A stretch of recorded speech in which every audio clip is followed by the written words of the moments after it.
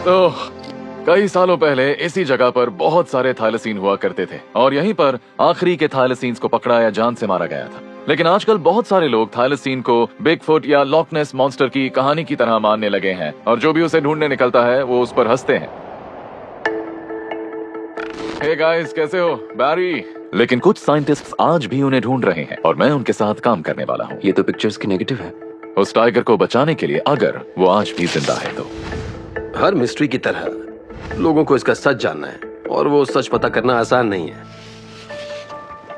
बैरी book यहाँ की university of Tasmania के लॉरिएट प्रोफेसर हैं और वो दुनिया में थाईलसीन्स के सबसे बड़े जानकार हैं। वो कब एक्सटिंक्ट हुआ था और क्यों एक्सटिंक्ट हुआ था? क्या वो सच में एक्सटिंक्ट है? इस आदमी ने रात के 9 बजे एक को देखा था। वो एक पॉसम को खा रहा था।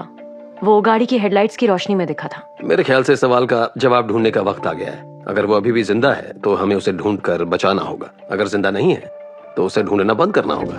लेकिन उसे ढूंढना कैसे बंद कर दें जब पिछले कई सालों या दशकों से दर्जनों लोगों ने थाईलसीन को देखा है, जबकि 1936 में ही वो विलुप्त हो गया था।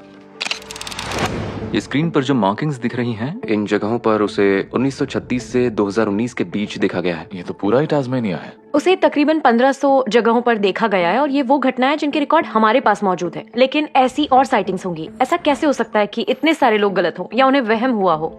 मैं जानता हूँ लोगों को इस मैप को देखकर लगेगा कि अरे ये जानवर अभी भी यहीं होगा, लेकिन हमारे लिए जांच करना जरूरी है और इसलिए हम साइटिंग्स को रैंक देते हैं। पर हाँ, मानना पड़ेगा ये डेटा लाजवाब है। उस पर धारियां थी। सारे बयानों को उनकी क्रेडिबिलिटी पर रैंक किया जाता है। सबसे ज्यादा सही लगने वाले बयानों की मदद से पता लगाया जाता है कि वो कहाँ होंगे और उन तक कैसे पहुंचा जाए।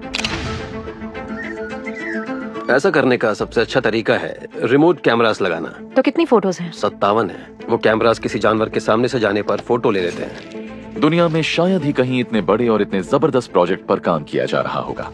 हमने पूरे टास्मेनिया में इतना बड़ा कैमरा नेटवर्क लगा दिया है जितना यहाँ पहले कभी नहीं लगाया गया था। तो हमारे ये कैमरास असल में दो काम करते हैं। वो बायोडाइवर्सिटी और वाइल्ड लाइफ इकोलॉजी की जानकारी हमें देते हैं, पर अगर उसके साथ ही अगर इस जगह पर आज भी थाईलसीन्स हैं तो ये यहाँ पर नजर रखकर उन्हें हमारे सामने लाने का काम भी करते हैं। पिछले 5 सालों में इन्होंने इस जगह पर हजारों कैमरास लगाए हैं, जिससे ये आइलैंड जानवरों का एक रियलिटी शो बन गया है। अगर इन कैमरास के सामने से कोई थाईलसीन गुजरा तो फोटो खिंच जाएगी।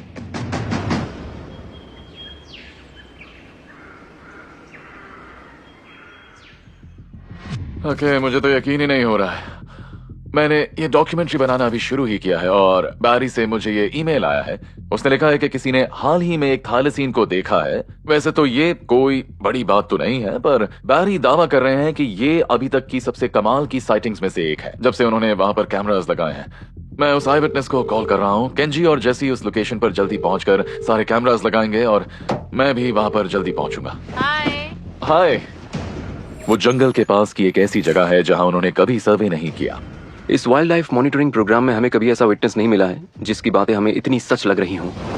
वो हमसे कुछ 15 से 20 मीटर दूर था। वो एकदम दुबला पतला था। उसकी पीठ पर धारियां थी। हम जबरदस्त जोश में आ गए हैं। मैं समझ नहीं पा रहा हूँ कि क्या कहूँ। मैं इतना एक्साइटेड हूँ।